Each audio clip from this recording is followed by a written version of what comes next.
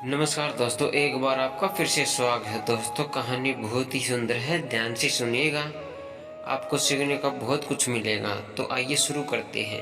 अहंकार का फल। एक समय की बात है, एक गांव में एक मूर्तिकार रहता था। मूर्तिकला के प्रति अत्यधिक प्रेम के कारण उसने अपना संपूर्ण जीवन मूर्तिकला को समर्पित कर दिया। परिणामतः वह इतना पारंगत हो गया कि उसकी बनाई हर मूर्ति जीवंत प्रतीत होती थी।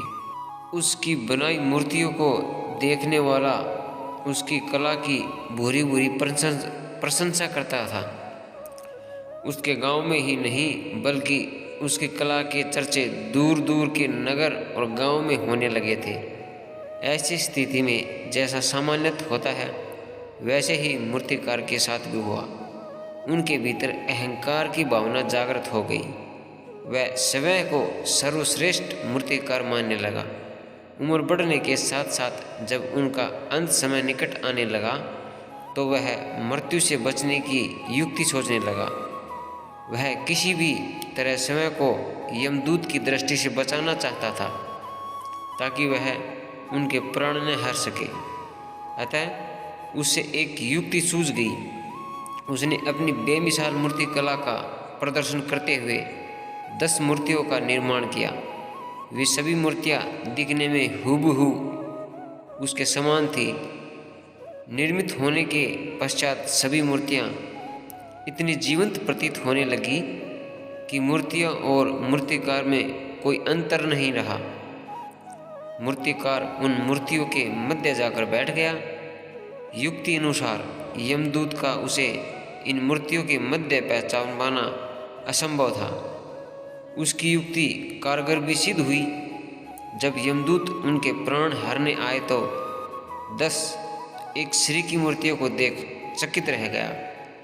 वह उन मूर्तियों के अंतर कर पाने में असमर्थ था, किंतु उसे ज्ञात था कि इन्हीं मूर्तियों के मध्य मूर्तिकार छुपा बैठा है। मूर्तिकार के प्राण हरने के लिए उसकी पहचान आवश्यक थी। उसके प्राण न हर पाने का अर्थ प्रकृति के नियम के विरुद्ध जाना। प्रकृति के नियम के अनुसार मूर्तिकार का अंत समय आ चुका था। मूर्तिकार की पहचान करने के लिए यमदूत हर मूर्ति को तोड़कर देख सकता था, किंतु वह कला का अपमान नहीं करना चाहता था। इसलिए इस समस्या का उसने एक अलग ही तोड़ निकाला। उसे मूर्तिकार के अहंकार का बोध था। अतः उसके अहंकार पर चोट करते हुए वह बोला, वास्तव में सब मूर्तियाँ कलात्मकता और सौंदर्य का अद्भुत संगम है, किंतु मूर्तिकार एक त्रुटि कर बैठा। यदि वो मेरे सम्मुख होता तो मैं उसे उस त्रुटि से अवगत करा पाता।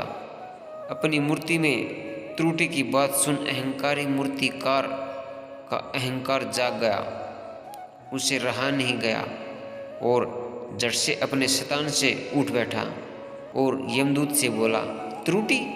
असंभव, मेरी बनाई मूर्ति सर्वदा त्रुटिहीन होती हैं। यमदूत की युक्ति काम कर गई।